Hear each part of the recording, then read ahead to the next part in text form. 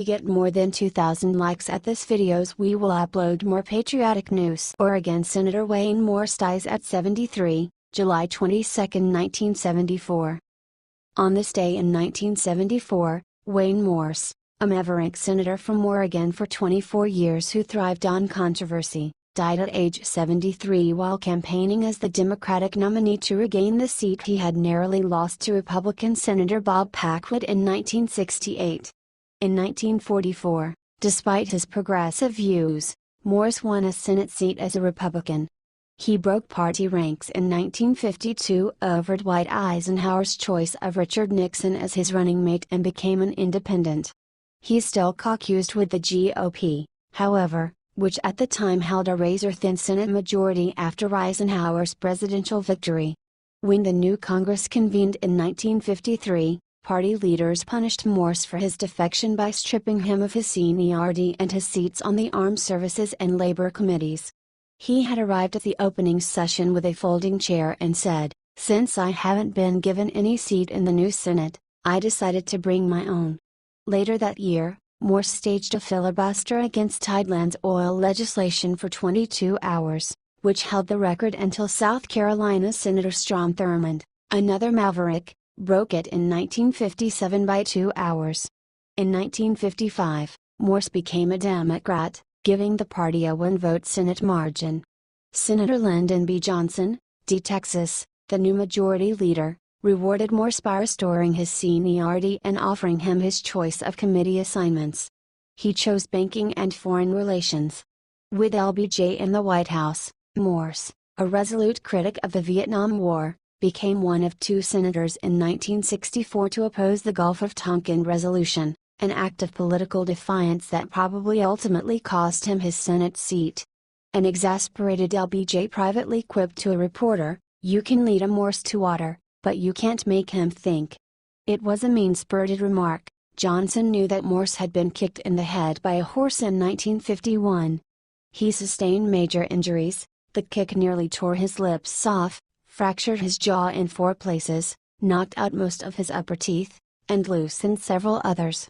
In 1959, Morse had opposed Eisenhower's nomination of Clara Boothe Luce as ambassador to Brazil.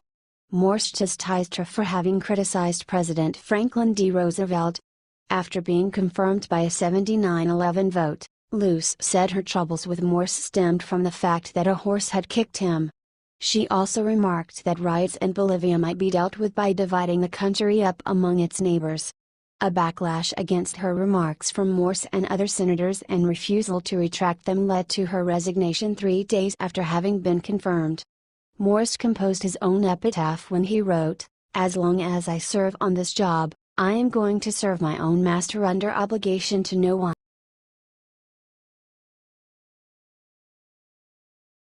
Coates says he intends to try to get some details on Sessions' report. Aspen, Colorado, U.S. Director of National Intelligence Daniel Coates said Friday that he intends to try to get some details about a media report alleging that Attorney General Jeff Sessions discussed campaign-related matters, including policy issues important to Moscow, with Russia's ambassador to the United States during the 2016 presidential race.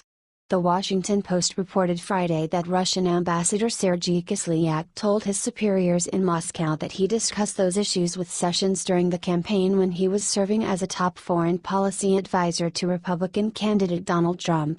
Kislyak's accounts of 2 conversations with Sessions were intercepted by U.S. spy agencies, which monitor the communications of senior Russian officials both in the United States and in Russia, the Post reported.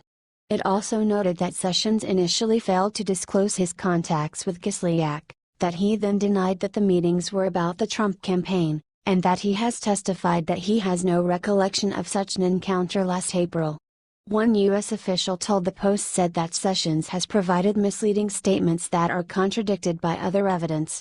And it reported that a former official said that the intelligence indicates that Sessions and Kislyak had substantive discussions on matters including Trump's positions on Russia-related issues and prospects for U.S.-Russia relations in a Trump administration.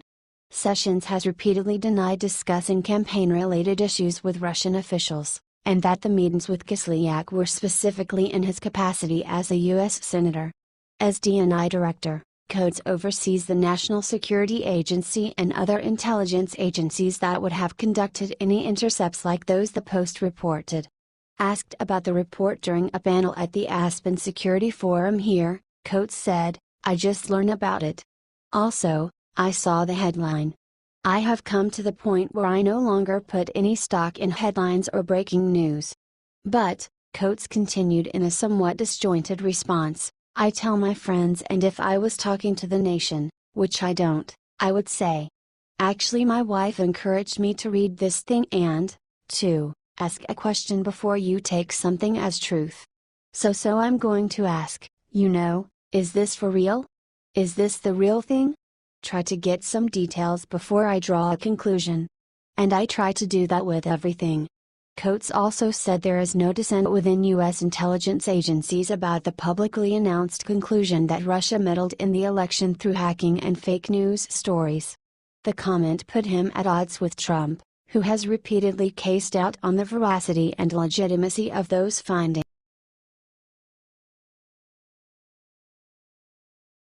Kushner reports millions in 77 previously emitted assets. Senior White House advisor and son-in-law to President Donald Trump Jared Kushner reported 77 undisclosed assets and more than an additional $10 million in previously unreported holdings, according to revised financial documents filed Friday, which his legal team said were inadvertently omitted from prior financial disclosure filings. The Office of Government and Ethics certified the updated financial disclosures listing the unreported assets and holdings as a part of an ordinary review process, according to the filings. Kushner's newly reported disclosures revealed that he had sold interest in a New Jersey mall, that he no longer had stake in a company with interest in a Ohio property, that he had a stake worth between $5 to $25 million in a holding company that owned an online real estate investment platform named Cadre, and that he owned artwork ranging in worth from $5 million to $25 million. His wife, first daughter Ivanka Trump, meanwhile, disclosed assets worth at least $66 million and an income of at least $13.5 million from last year in separate documents filed Friday. While initial filings showed the couple together held between $240 million and $740 million, the new disclosures show the range to fall between $206 million and $760 million. Jared and Ivanka have followed each of the required steps in their transition from private citizens to federal officials, the couple's lawyer, Jamie Gorelick, said in a statement. The filings by Trump were her first since accepting an official role within the administration in late March, whereas Kushner was tapped as senior advisor prior to President Donald Trump's inauguration. Ivanka's financial disclosure form is still in the pre-certification stage, as she began the process later, Gorelick had.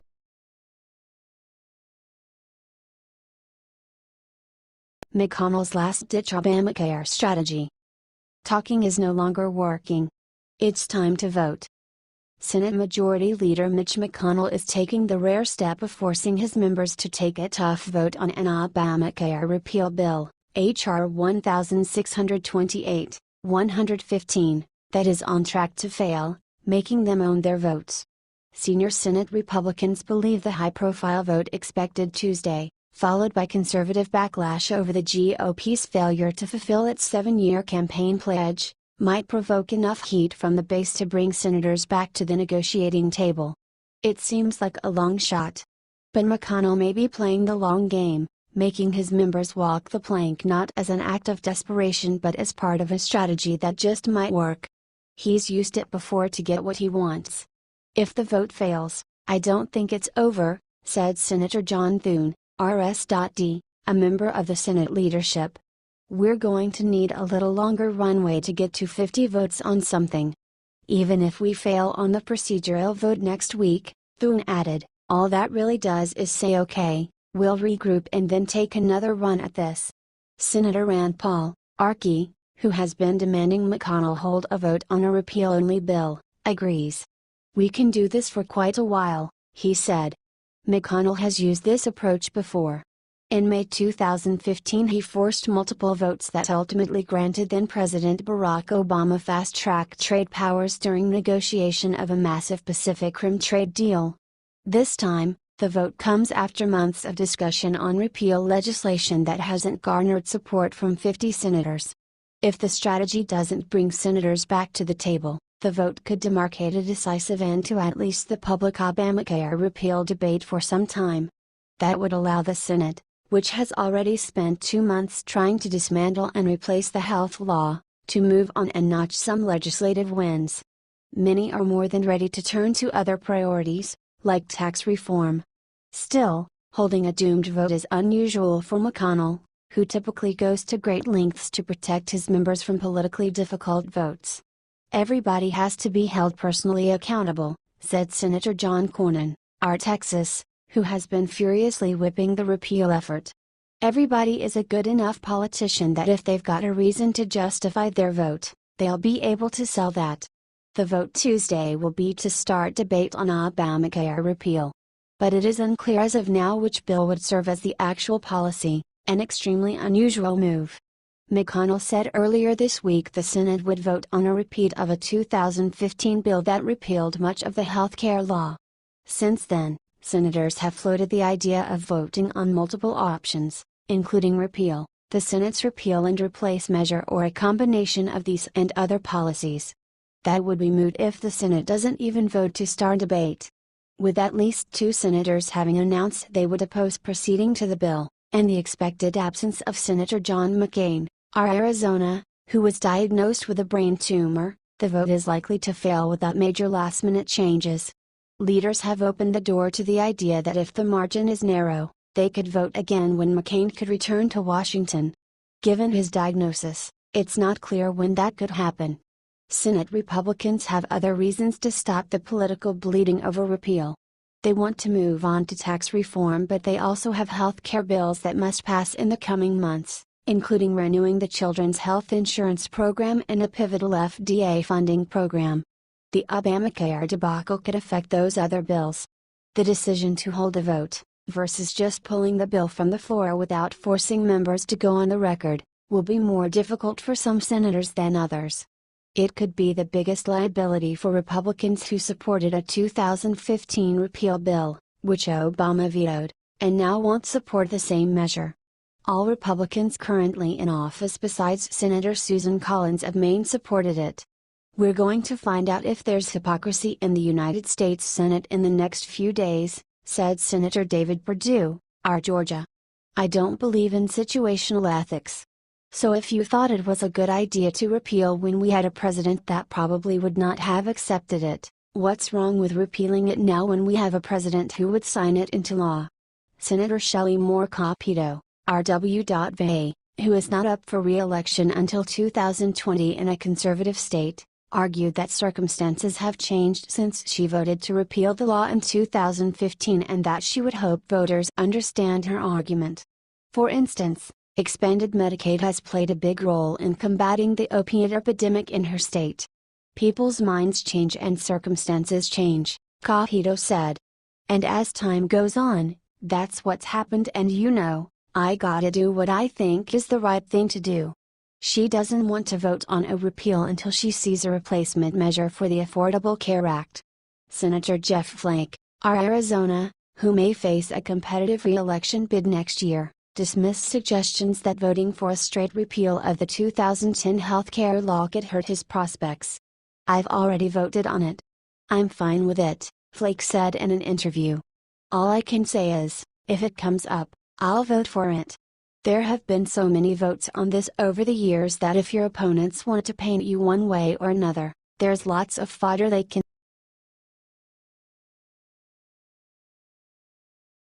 Trump blames intelligence leak for damaging report on Sessions.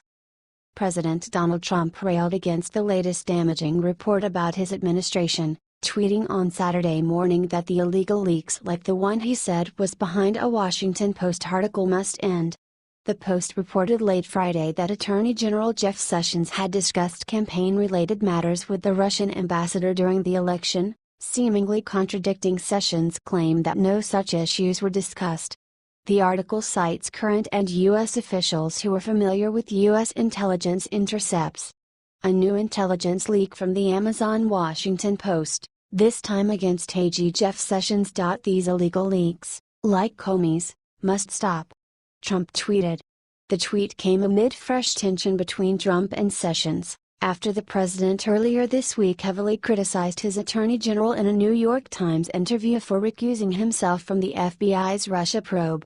The White House has since said Trump has confidence in Sessions, and Sessions said he has no current plans to step down. Trump on Saturday morning also rebuked the Times for its coverage of ISIS leader Abu Bakr al-Baghdadi. The failing New York Times foiled U.S. attempt to kill the single most wanted terrorist, al-Baghdadi, the president tweeted. Trump went on to pan the Times for their sick agenda over national security in a seemingly unfinished train of thought. Though it is initially unclear which report Trump was alluding to, the Times reported late Friday that Secretary of Defense Jim Mattis told reporters at the Pentagon that al-Baghdadi was still alive, adding, "I'll believe otherwise when we know we have killed him. We are going after him." A New York Times spokesperson told Politico that the news organization has asked the White House to clarify the president's tweet. "We have asked the White House to clarify the tweet. If the president is referring to this 2015 story, the Pentagon raised no objections with the Times before publishing the story in 2015 and no senior American official ever complained publicly about it until now," as noted in Peter Baker's story this morning, a Times spokesperson said. The on-the-record remarks were widely reported by other news outlets as well. The president has frequently spoken out against damaging reports in the press dating back to the 2016 presidential race, bashing outlets for reporting on the so-called illegal leaks. The Times, which Trump has repeatedly derided as the failing New York Times, has been a target of choice for the president. In October of 2016, Trump's legal team threatened to sue the publication over its reporting of sexual harassment allegations from several women. Trump at other times has alluded to potential libel lawsuits against news outlets.